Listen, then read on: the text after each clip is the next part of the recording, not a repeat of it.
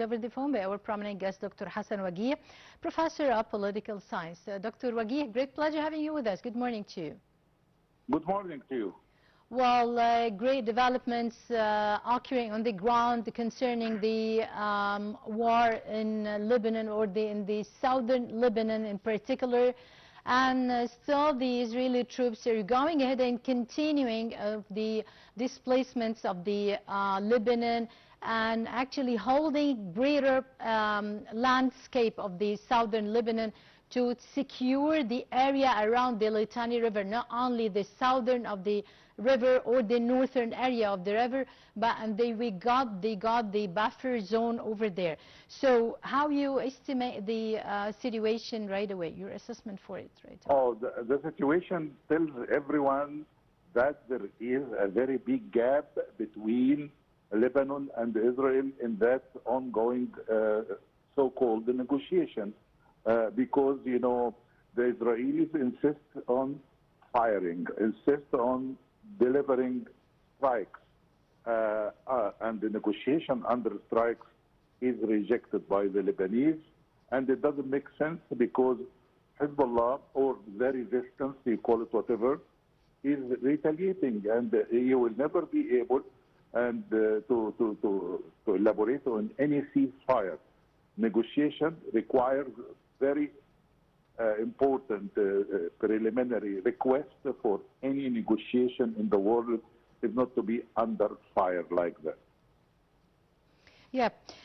Our Foreign Minister, Dr. Badr Abdelati, had mentioned that Israel is now using the war of Iran, and of course it's very clear to everybody that they are using the war of Iran to convert all the attention for what's going on or what they are doing on the ground in Lebanon and in Gaza.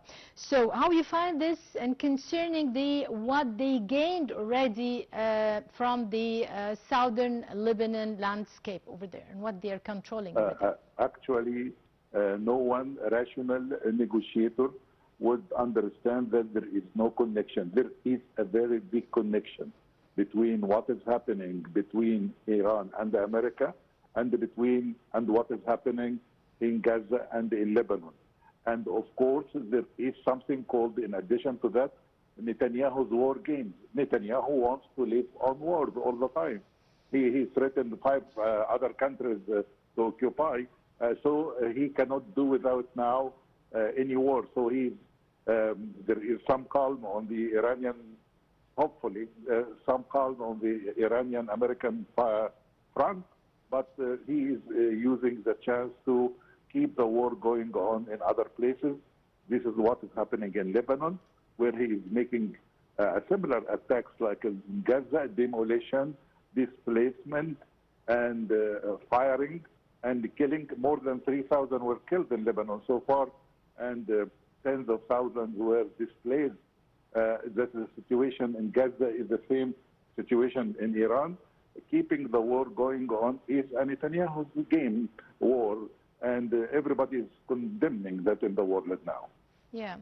Well, concerning the negotiations between the Lebanon, the government of Lebanon, and the President Aoun, and the Israeli side, in which they are rejecting to conduct negotiations now with the Israelis for what they are going and what is going on the ground. I mean, from the continuation aggression. How can you assess the situation of the Lebanese president? Okay, the Lebanese president really picked up a very important statement made by President Trump. President Trump wrote on his account, "Enough is enough," and he ordered Israel to go for a ceasefire. He ordered that. So the Lebanese president considers Trump as a friend, and Lebanon now is relying heavily on the U.S. administration to provide it with leverage in the negotiation, and to continue this. Enough is enough. Enough is enough for ceasefire. But there is no enough is enough for Israel. I mean, no Security Council, no UN and institutions. No enough for Israel. Nobody can control Israel. I mean. Yes.